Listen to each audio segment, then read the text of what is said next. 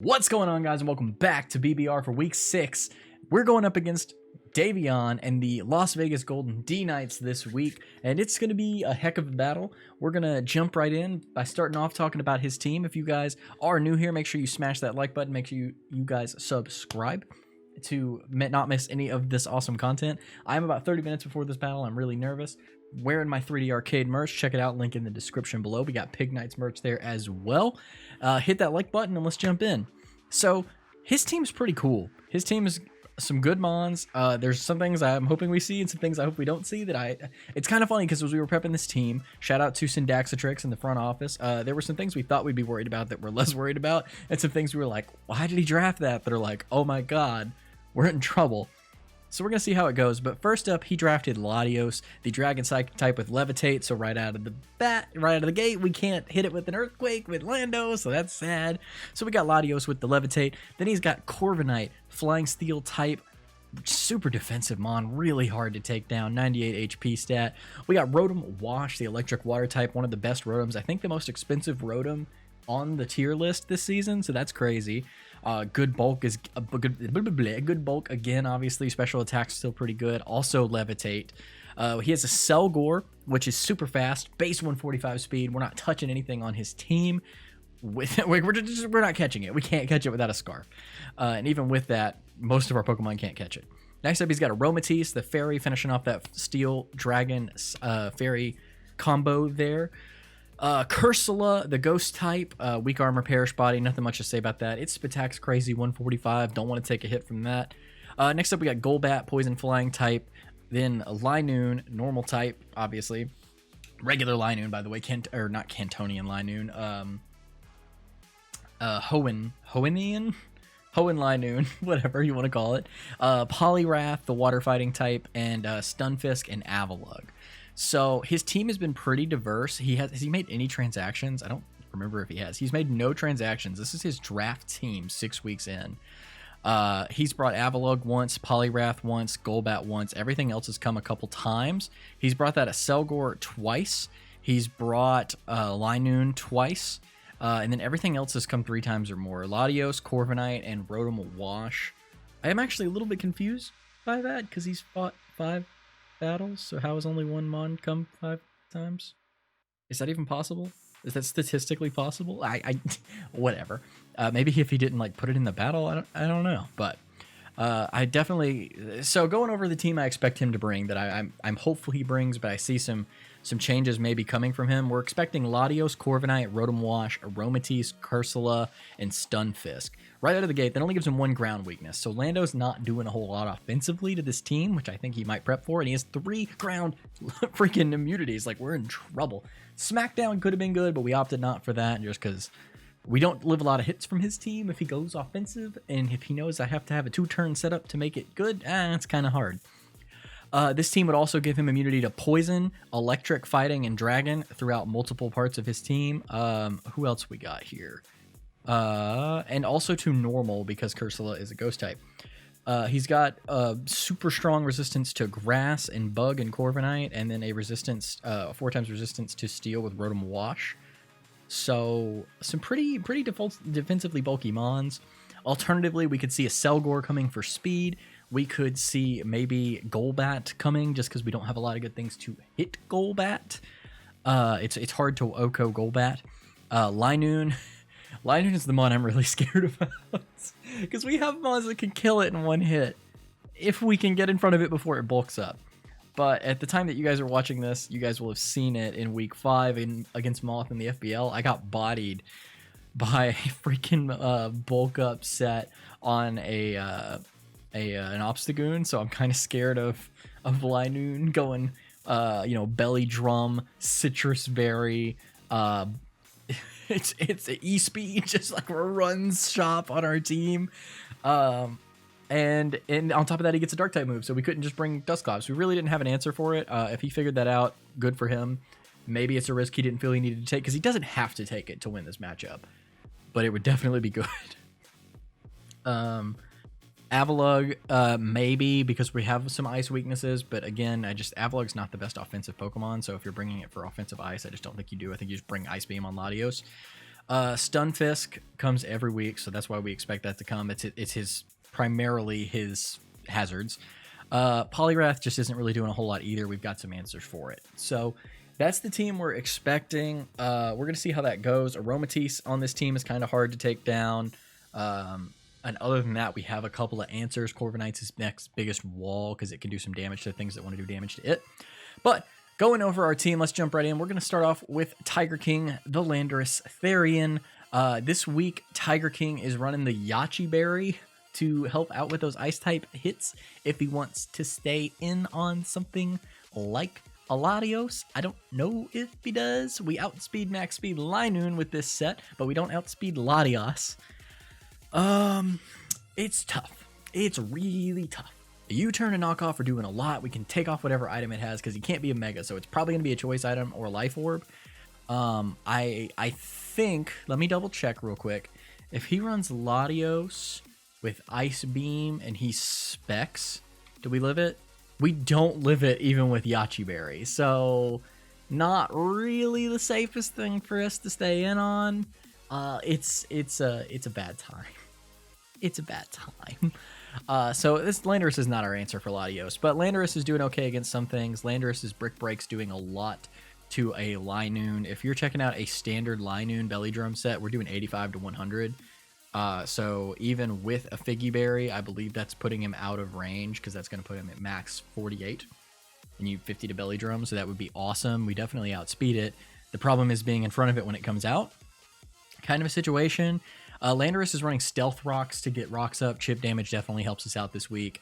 U-turn for momentum in and out. Knockoff to help get rid of some items. It is good on the Latios if we come out that it's not specs, because if it is Latios but it is Life Orb, Life Orb still has a 50% chance to kill with Ice Beam.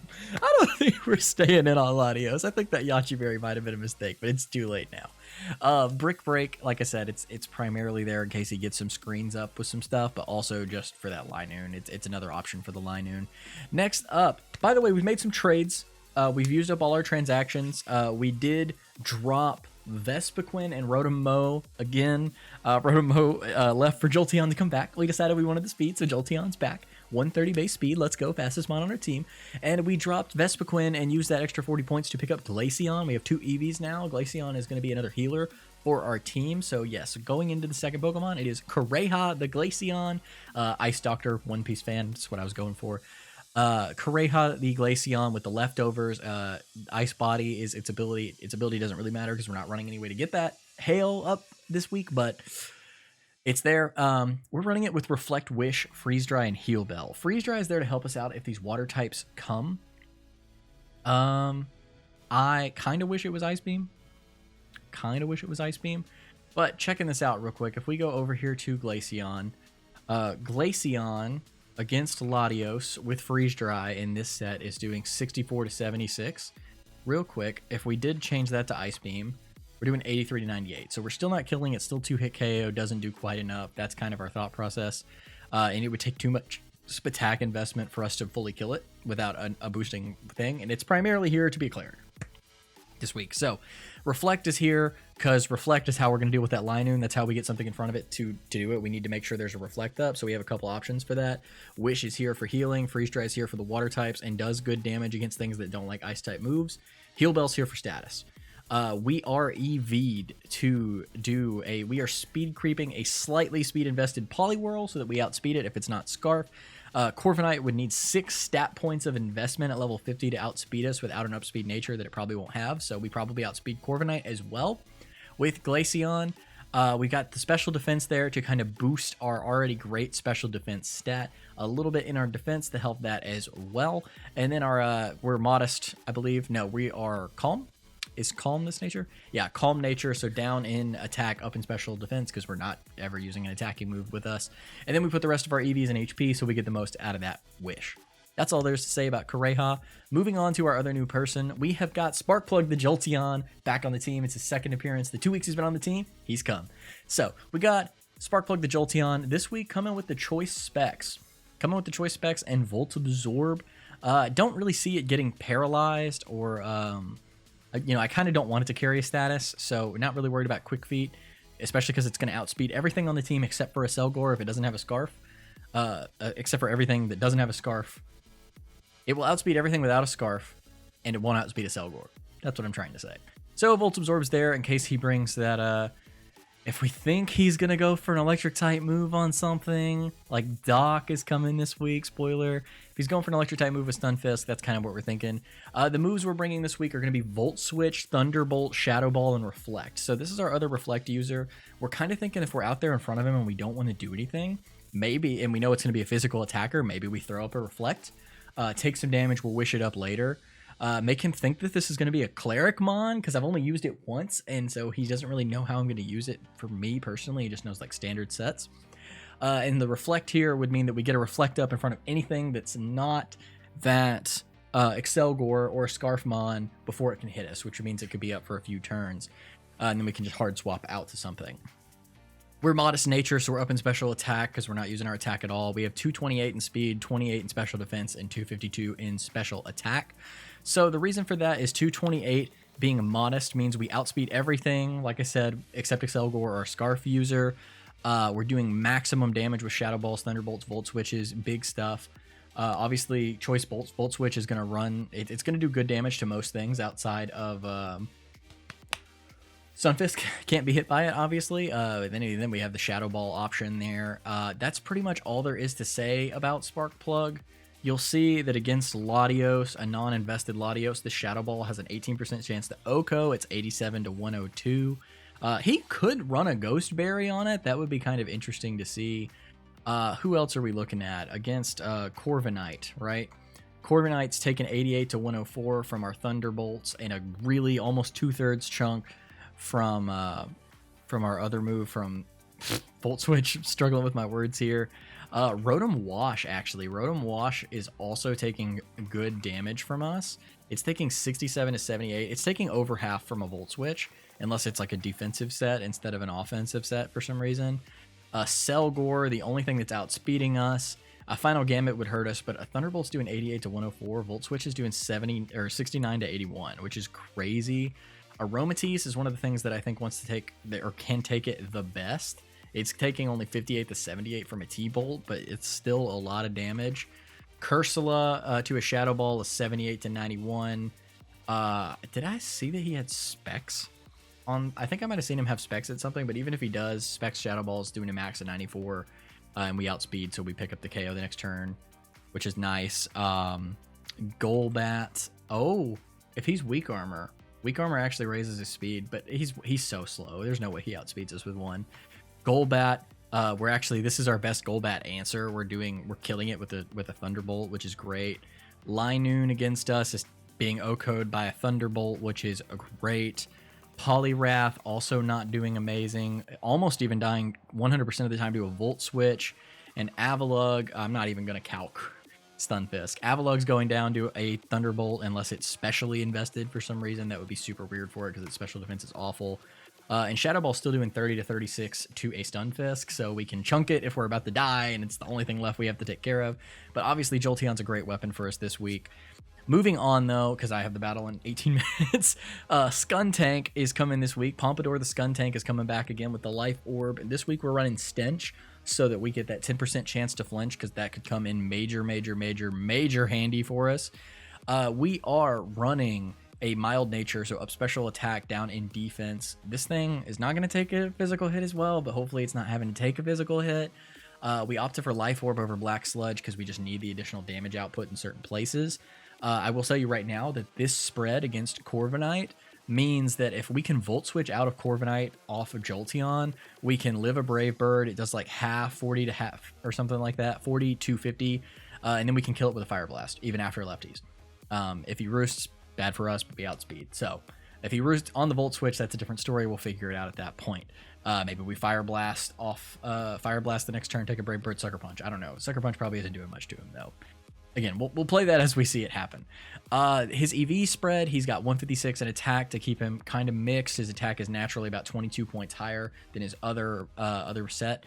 Special attack 204 plus the up nature, obviously, and speed is 148. Now, what we're getting with his EV spread speed-wise, if we had run 244, we could have outspeed max speed up speed nature Poliwrath, but we just didn't see a need for that. I have to open this up. So that's what we needed to be modest for that, or up, not up speed, basically. We only needed 148 to make sure we outspeed a minimum speed Poliwrath if it doesn't have an upspeed nature, because if it's, I feel like if he's running it scarfed for the speed and not the investment, so we'll see. Special attack spread ensures that Corviknight dies to a combo of Volt Switch Fire Blast. That's what we talked about. Fire Blast has a 43% chance to OHKO a Selgor, Poison Jab, 2-hit KOs, Aromatisse guaranteed. That was Poison Jab, actually. Sludge Bomb, I believe, is the same. Let me go to Stun Tank, Aromatisse in the calcs. Yeah, 72 to 86 with this Sludge Bomb. Assuming he's not specially defensively EV'd, but yeah, he might be. We'll find out. Crunch will 63% of the time OHKO Latios, which is amazing. Sucker Punch does a ton to Latios, obviously, but we have to be careful with that because he might see Sucker Punch coming and not do an attack. And Fire Blast will kill Avalugg even with a little bit of special defense investment. So we have Crunch and Sucker. Our Dark type moves are basically physical because the moves we want to hit with Dark type moves are weak physically, but the ones we want to hit with Poison and Fire, and this is a great Fire type coverage for us, they want to be hit specially. So that's the idea. Next up, we got Rose. Rose is our last weapon. Rose the Virizion is coming back with the Life Orb as well. Justified ability. If we take a Dark type move, great. We get an attack boost. We're running Adamant Nature, up attack, down attack.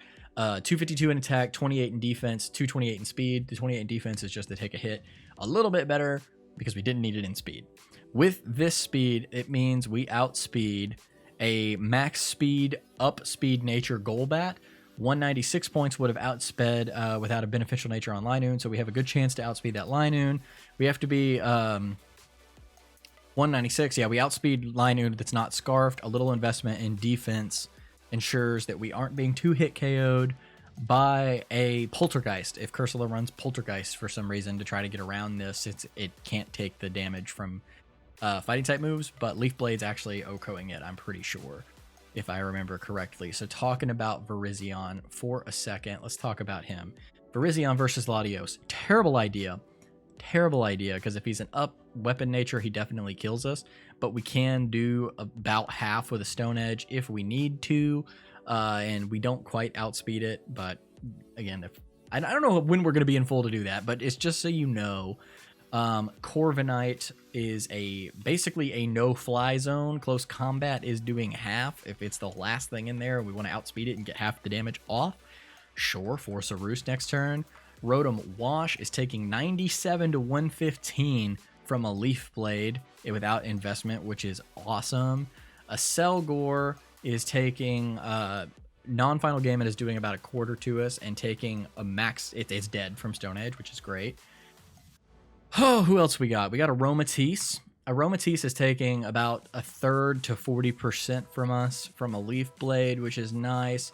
Cursula is the one we were interested in. Yeah, 109 to 128. Also 80 to 95 with Stone Edge. If for some reason we're like disabled, I don't know. Defensive Golbat is obviously OHKOing us, but outspeeding it means we get a Stone Edge off for half if it hits, which is amazing. Linoon is dead to close combat, which is awesome. Leaf Blade is also 70 to 96 or 92.6, which is great if we just need to do the damage, but I still think that we have other options and we need to try to kill that thing if it's here. Poliwrath against us is taking about 2 or 3/4. Stunfisk, I think, is going down. Stunfisk is taking 62 to 73. It's also not doing super great. And then Avalugg can do some damage to us, but we're doing half with our close combat. Avalanche is doing about up to 70 to us. So we don't really want to fight that, but we can. So that's that. Last Pokemon on the squad this week is Doc, the Xatu. He's coming back as well. We have 2 clerics this week. Go figure. So we are Calm Nature, up special defense, minus attack. We have 252 in HP for those powerful wishes, 84 in defense, and 172 in special defense. Now, the reasoning for this is because we're defensively EV'd to just barely be 3-hit KO'd by Corviknight from a standard set instead of 2-hit KO'd. We outspeed everything but Rotom, Golbat, Latios, and a Selgor. Max Speed Poly could outspeed us, or Scarf Poly, but we outspeed most things naturally, which is great.